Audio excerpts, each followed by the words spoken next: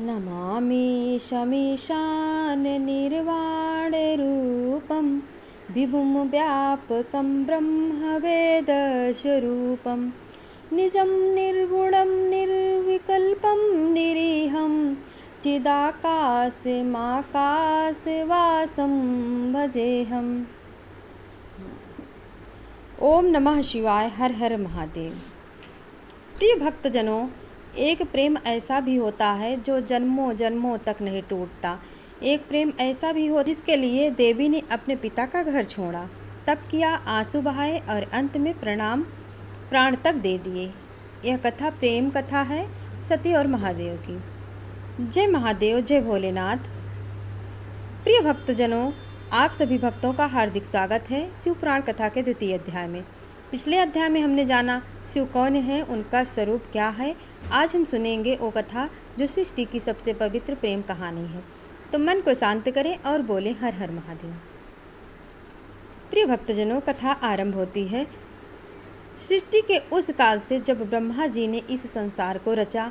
ब्रह्मा जी ने अनेक पुत्र उत्पन्न किए, जिनमें से एक थे दक्ष प्रजापति।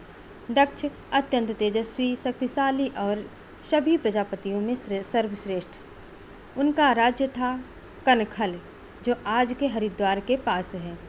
दक्ष के अनेक पुत्र पुत्रियां थीं। उनमें सबसे छोटी और सबसे प्रिय पुत्री थी देवी सती। सती जन्म से ही असाधारण थी। उनके नेत्रों में एक दिव्य ज्योति थी। उनके मुख पर एक ऐसी शांति थी जो किसी सांसारिक बालिका में नहीं होती, क्योंकि सती साधारण नहीं थी, वो स्वयं आदि शक्ति थी, जगत जननी थी, जिन्होंने इस जन्म में दक्ष की पुत्री का रूप लिया था। बचपन से ही सती के मन में एक ही नाम था, शिव। जैसे जैसे सती बड़ी हुई, उनका मन शिव में और गहरा उतरता गया। वो प्रतिदिन शिवलिंग की पूजा करती, बेल पत्र चढ़ाती, जल अर्पित करती और मन ही मन कहती, हे महादेव, आप ही मेरे पति हो। एक दिन नारद जी दक्ष के महल में पधारे।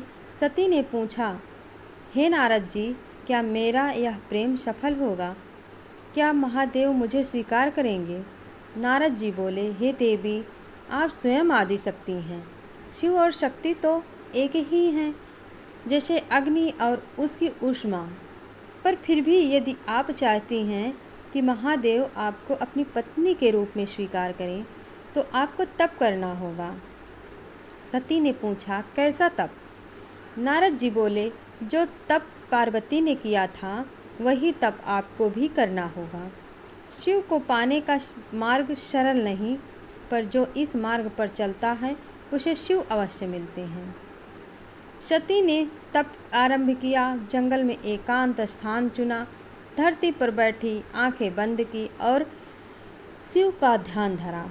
दिन बीते, महीने बीते, सती ने खाना छोड़ा, पानी छोड़ा, धूप में तपती, वर्षा में भीगती, शीतल में कांपती, पर ध्यान नहीं टूटता। एक ही नाम, शिव शिव शिव। तब स्वयं भगवान विष्णु सती के पास आए परीक्षा लेने। उन्होंने कहा, देवी, शिव तो वैरागी हैं, शमशान में रहते हैं, भस्म लगाते हैं, और आपके योग्य नहीं। आप इतनी सुंदर, इतनी तेजस्वी, किसी और से विवाह करें। सती की आंखें खुली। उन्होंने शांति से कहा, हे विष्णु जी, आप परीक्षा ले रहे हैं, यह मैं जानती हूँ। मेरे लिए शिव के अतिरिक्त कोई नहीं। वो शमशान में रहें, मैं वहाँ जाऊँगी। वो भस्म लगाएं, मैं वहाँ उनकी सेवा करूँगी। मेरा प्रेम शर्तों पर नहीं टिका। विष्णु जी मुस्कुराए और अंतर ध्यान हो गए, और उसी क्षण कैलाश पर्वत पर बैठे शिव की आंखें खुली। शिव ने सोचा, कोई है जो मुझे इतनी निष्ठा से याद कर रहा है। इतना प्रेम, इतना समर्पण, मैं इसे अनदेखा नहीं कर सकता। शिव उस वन में पहुँचे जहाँ सती तपस्या में बैठी थी। उन्होंने एक वृद्ध ब्राह्मण का रूप धारण किया और सती के पास जाकर बोले, देवी, आप किसके लिए इतना कठोर तप कर रही हैं? सती ने आंखें खोले बिना कहा, महादेव के लिए। वृद्ध ब्राह्मण बोले, पर शिव तो अजीब हैं, वो क्या आपको देंगे? उनके पास महल नहीं, धन नहीं, वैभव नहीं। सती बोली, जिनके पास सारी सृष्टि है, उन्हें महल की क्या आवश्यकता? जो स्वयं आनंद हैं, उन्हें वैभव की क्या जरूरत? मुझे शिव का प्रेम चाहिए और उससे बड़ा कोई धन नहीं। और उसी क्षण वृद्ध ब्राह्मण का रूप हटा और सामने खड़े थे स्वयं महादेव। सती की आंखें भर आई। शिव ने कहा, हे देवी, आपकी भक्ति और प्रेम ने मुझे जीत लिया। मैं आपका ही हूँ और आप मेरी हैं। पर यह प्रेम इतना सरल नहीं था। जब दक्ष को पता चला कि उनकी पुत्री सती शिव से विवाह करना चाहती है तो वे क्रोध से लाल हो गए। दक्ष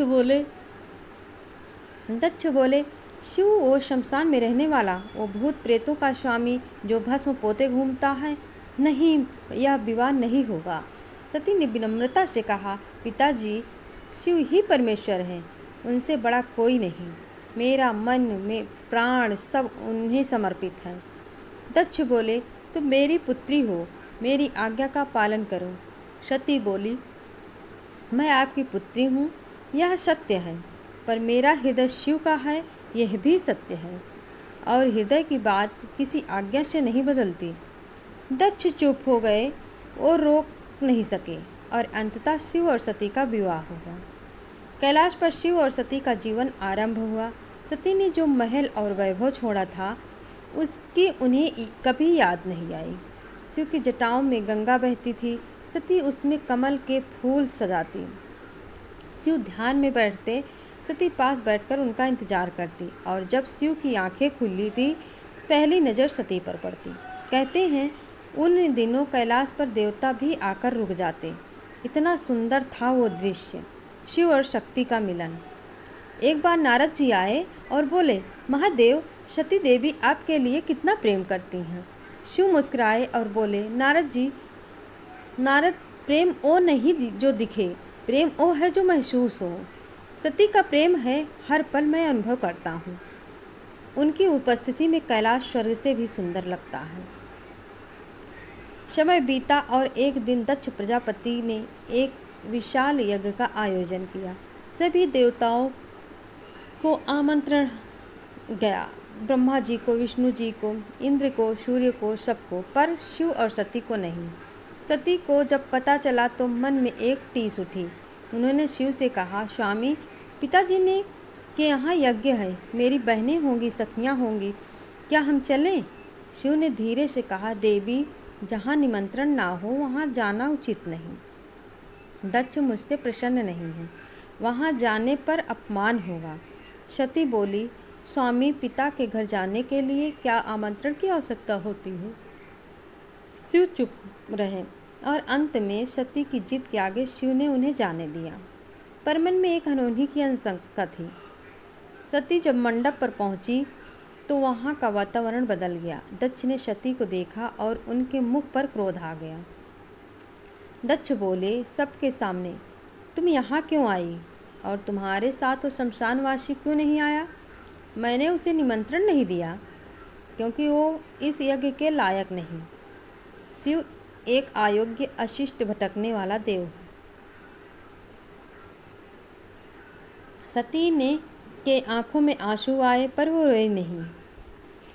उन्होंने गहरी सांस ली और कहा, पिताजी, आपने शिव का अपमान किया। शिव जो स्वयं परमेश्वर हैं, आपने उन्हें अयोग्य कहा जो त्रिलोक के स्वामी हैं। यह अपमान मैं सहन नहीं कर सकती। इस शरीर ने आपके घर जन्म लिया, इसलिए आज यह शरीर मेरे काम का नहीं। मैं इस शरीर को त्यागती हूँ और प्रतिज्ञा करती हूँ अगले जन्म में भी मेरे पति शिव ही होंगे। और सती यज्ञ की अग्नि में समा गई। वहाँ उपस्थित सभी देवता स्तब्ध हो गए। आकाश रो पड़ा, धरती कांप उठी और आकाश पर शिव की आंखें अचानक खुली। उनके नेत्रों में से आंसू गिरे और वो उठ खड़े हुए।